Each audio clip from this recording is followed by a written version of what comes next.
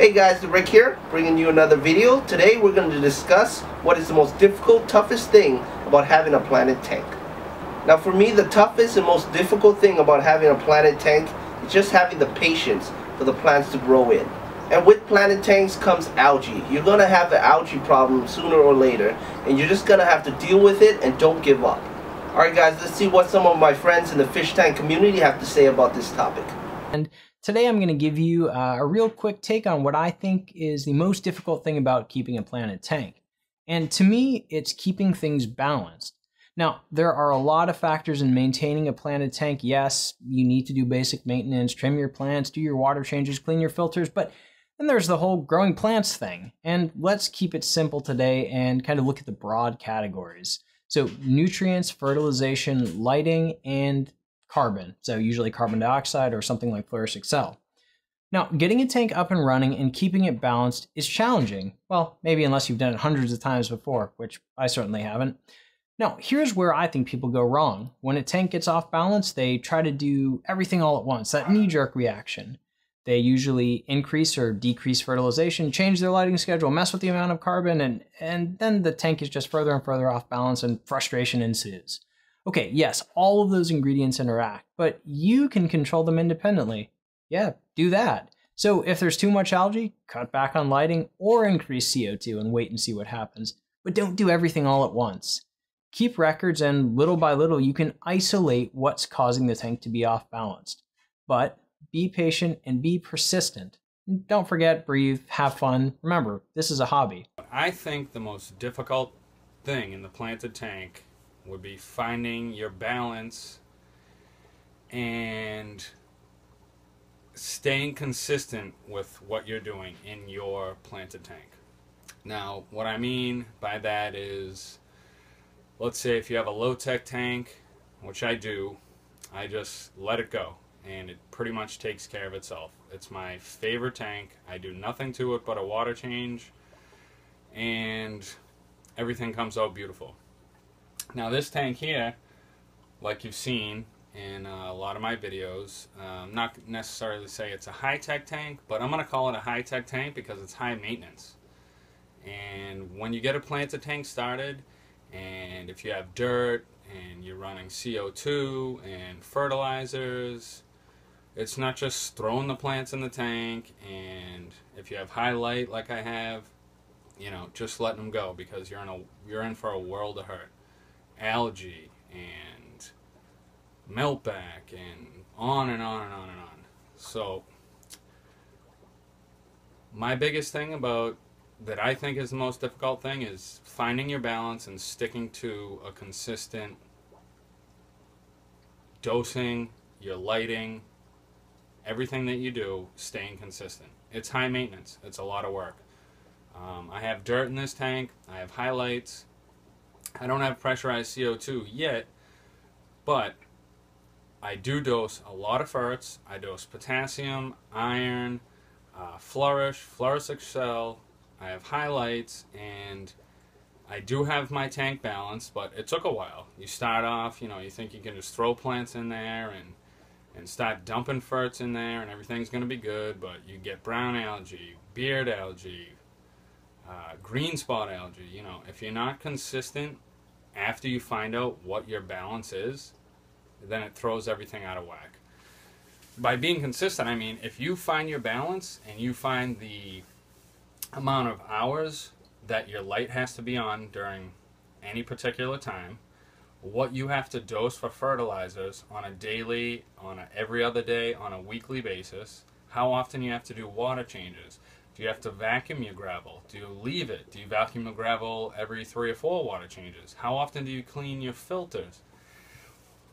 All of this is what I think is most difficult about the planted tank. But once you find out how that all works, how often you're dosing your ferts, how much your light is on, how often you're doing your water changes, then you're left with this. A beautiful planted tank with no problems. Now, it took me a long time to get to this point. I'm sure the masters of planted tanks can set up a tank and know exactly what they're going to do. I guarantee if I set up another 75 and dose and light and do everything like I do this tank, it probably won't turn out the same. But it is high maintenance. It might not be super high tech, but high tech is high maintenance, and this tank is high maintenance. You have to trim your plants. You have to make sure if you're going to propagate your plants, when do you propagate them, when do you see runners, when do you clip runners. Don't miss a dosing.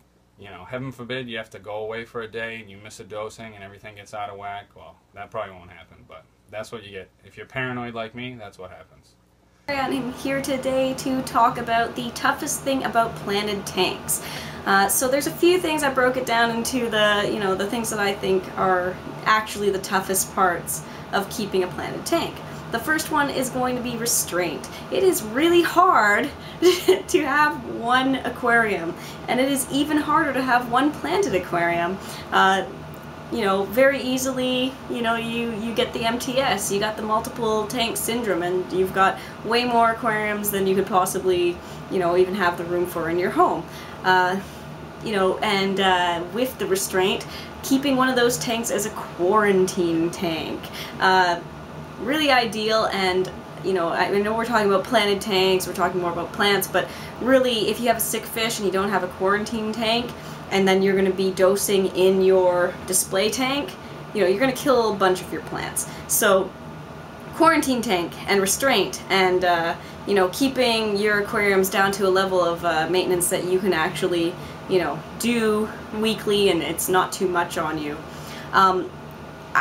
To me, I'd much rather have one really awesome tank than a few okay tanks. So that's kind of what's been tough for me learning, when I was, since I've started having planted tanks, was to really work on them one at a time, get that tank to its potential where you're starting to see growth, you're starting to see it fill in, and then moving on and then starting up a new tank, rather than, having a bunch on the go, going, oh, I don't know what's wrong with this one's plants, I don't know what's wrong with this one's fish, I don't know why the CO2 and the fertilizers and blah blah blah, If you start with one, make it good, then move on to the next one, you'll be okay. Or hopefully you'll be okay. Next is the trial and error. That's really tough. When you first start having a planted aquarium and you can't figure out why your plants aren't doing well, or if your fish are dying or anything like that, it's usually because you did something stupid and you didn't do the proper research, and it sucks. It really sucks when you start to feel a little bit down on yourself, down in your tanks. So that's definitely a really hard thing, and really the only thing that you can do to avoid that is to plan ahead.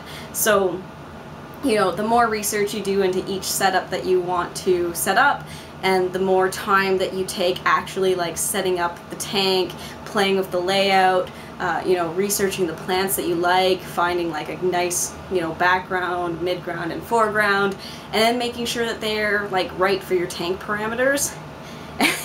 A lot of stuff, right for your lighting, right for the kind of fertilizer or CO2 system that you have. The more you look into that and actually think about it before you set up the tank, the happier you're going to be with the end result of the tank. And taking a good month or so of just having your plants before you start throwing fish in there, actually being able to move things around without having to worry about animals getting in the way is really nice. And the third toughest thing about planted tanks is learning to take care of plants. It seems like it should be easy, but it's not as easy as you'd think, and and a bunch of people are going to laugh at me right now, and they're going to be like, oh man, it is so easy. But, if you've just never done it before, it's really strange, especially aquarium plants. It's something that was foreign to me. I've had house plants, and I was like, oh, how much do I water them? Aquarium plants, you go, oh, they're watered, that's great. But anyways, I was trying to say that it was difficult, not that it was easy. So, getting the right plants for your tank is always gonna, really help with that. Alright guys, it's your turn. Leave it in the comments below. What is the most difficult, toughest thing about having a planted tank? And as always, rate, comment, and subscribe. Thanks for watching.